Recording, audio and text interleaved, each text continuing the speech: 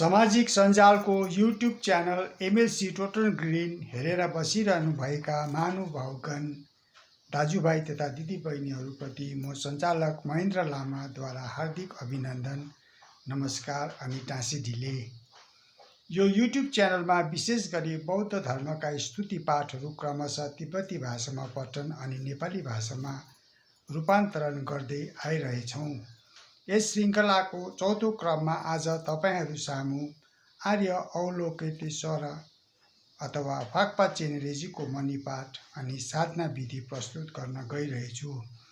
आशाभन्दा धेर ठुलो विश्वास राख्दछु यस प्रयासलाई मेरा आदरणीय बौद्ध अनुयायीहरूले सहर्ष रुचाइदिनुहुन्छ भनी अनि अनावेशमा केही त्रुटिहरू हुन गएमा अगावै माफी चाहन्छु।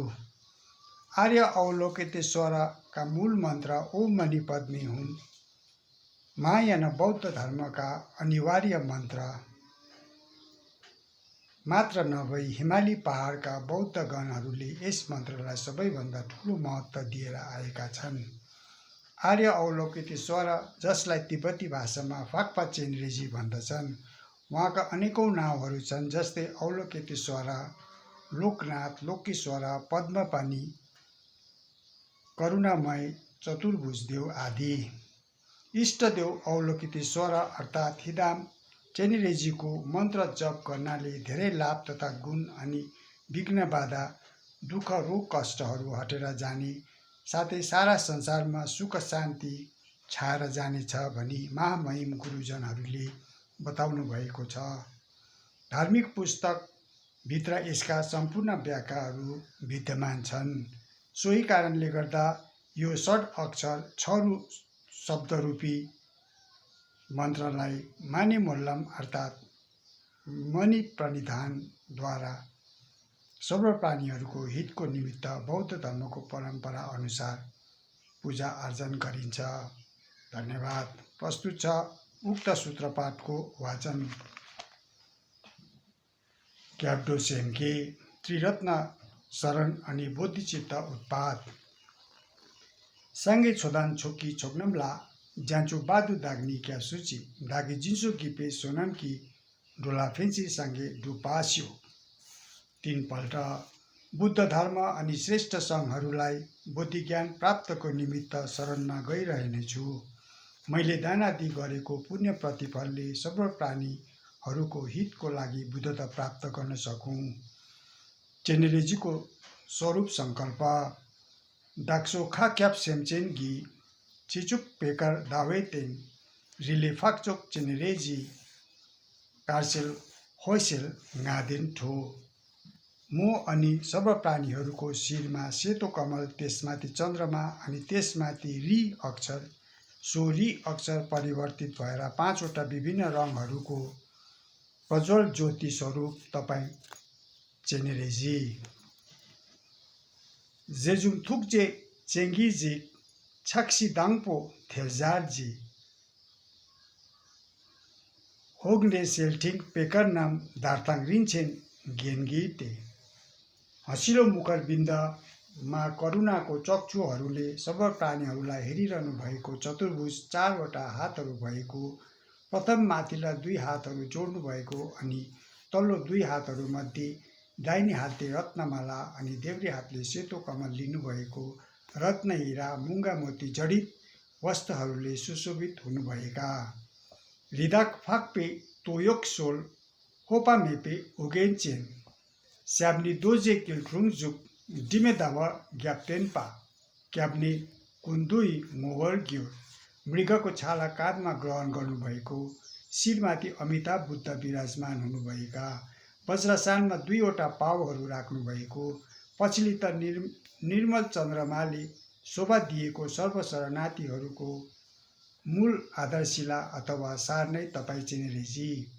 जो कोङ्गी मागोई कुदोका जोक साङ्गे कि उलागे तुचे चेङ्गी डोलाजी चेनेरेजीला छाक छालो।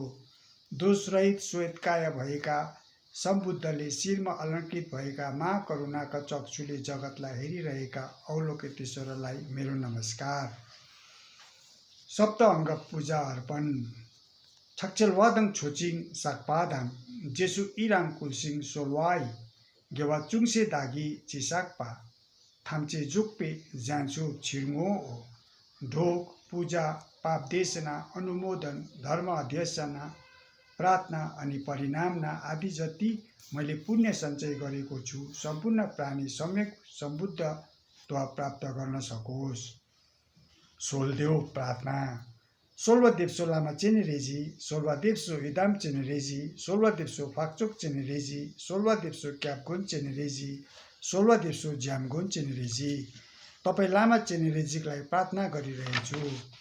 तपाईँ इष्टदेव चेनेरेजीलाई प्रार्थना गरिरहेछु। तपाईँ उत्तम आर्य चेनेरेजीलाई प्रार्थना गरिरहेछु। तपाईँ शरणनाथ चेनेरेजीलाई प्रार्थना गरिरहेछु।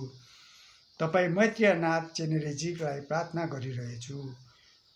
थुक्जे सुङसिक ग्यालवा थुक्जे चेन थामे खोलवा गाङमे खामग्योचिङ सोमे दुङ्गे ngobe डोवाला गोन्पो खेले क्याप्सेन माछिसो नामकेन साङ्गे थोपा जिङ्गेलो।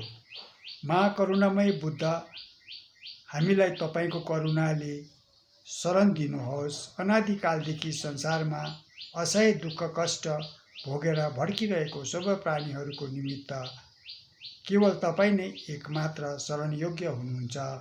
यसर्थ हामी सबैलाई सम्बुद्ध प्राप्त हुने आशीर्वाद दिनुहोस्। थोकमे दुईने लेङ्गेन साकपेथुङ सेदाङ वाङ्गी न्यलवार केग्युर्ते छदाङ दुङ्गेल मोवे सेम्चेन्नाम लाचोक्खेकी दुङदु केवार्स्योक ओ मनी पद्मे हुँ।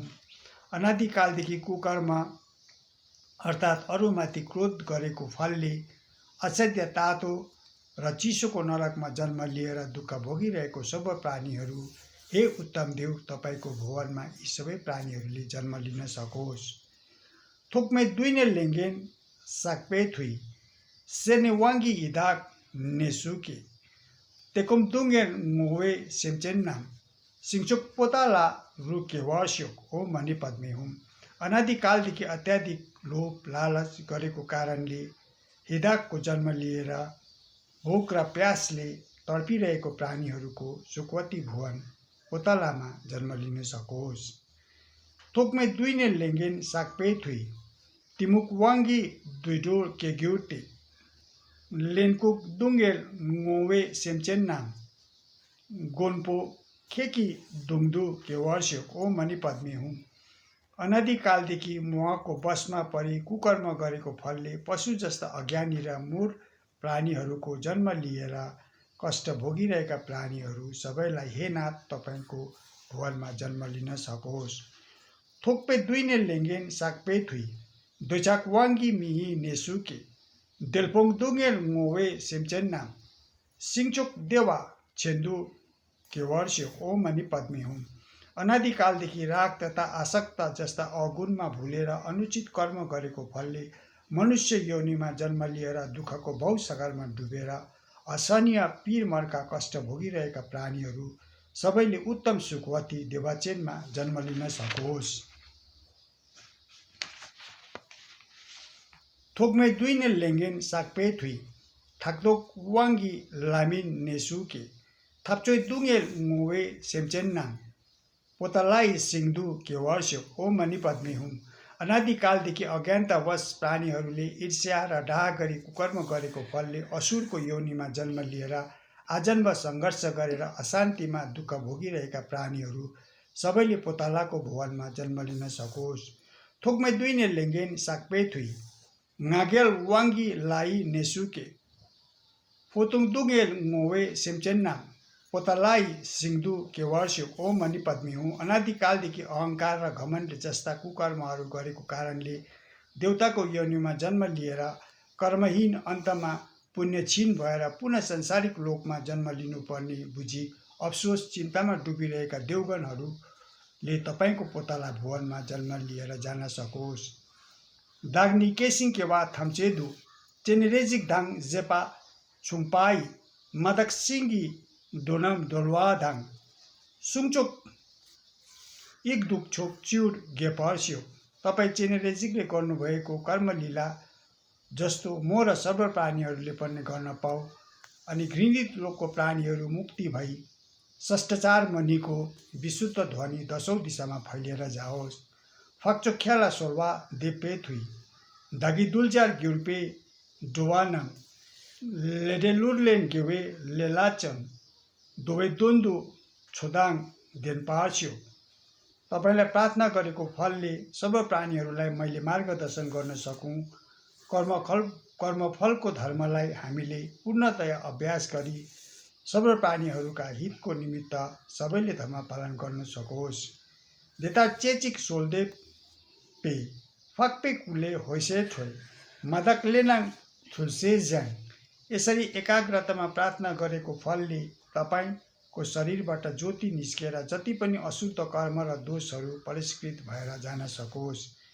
छिनोइ देवा चेङ्गिसिङ नाङचुई केदोइ लुङाक्सेम चेनेरेजिक वाङ कुसुङथुक नाङदाक रिक्तोङ हेर्मेग्यो। भौतिक संसार चाहिँ देवाचेन सिङखाम सबै प्राणीहरूको शरीर वचन र मन चाहिँ चेनेरेजिकको शरीर वचन र मन स्वरूप हो भनी सम्झेर सर्वज्ञान र